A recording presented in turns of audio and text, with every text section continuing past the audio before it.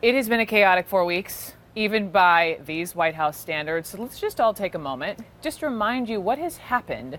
Incredibly significant events, one after the other. So in no particular order, President Trump in the last 4 weeks has fires his chief strategist, fires his chief of staff, hires a new one, hires a new communications director, fires him, hires a new one, his fourth in 7 months, publicly shames his attorney general multiple times, loses a health care bill, publicly shames the 3 Republicans who voted against it multiple times, bans transgender individuals from the military without telling the military, ticks off the Boy Scouts, makes up a phone call with said scouts, makes up another phone call with the president of Mexico, thanks Vladimir Putin for expelling Americans, hundreds of them, takes days to sign a bipartisan sanctions bill, and then blasts Congress for making him sign it, condemns leaks, but then says he likes the leaks because it shows people love him.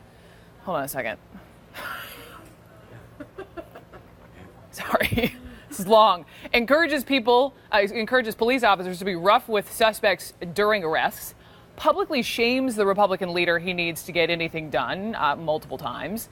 Embraces an unpassable immigration plan that sparks a debate about the Statue of Liberty and the definition of cosmopolitan. He threatens North Korea with nuclear war, tells Guam it'll help tourism.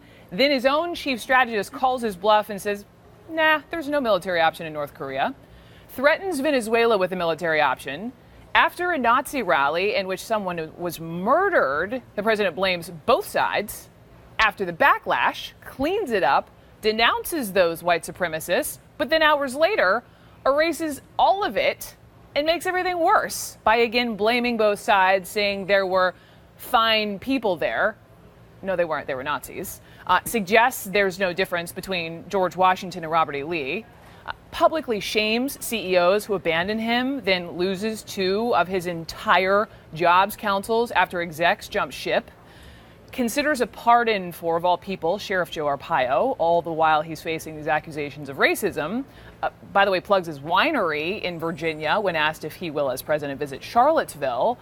Tells the world to study a lie during a terror attack, and gets condemnations from Democrats, Republicans, former presidents, world leaders, allies, his own staff, and the Pope. And still has no regrets.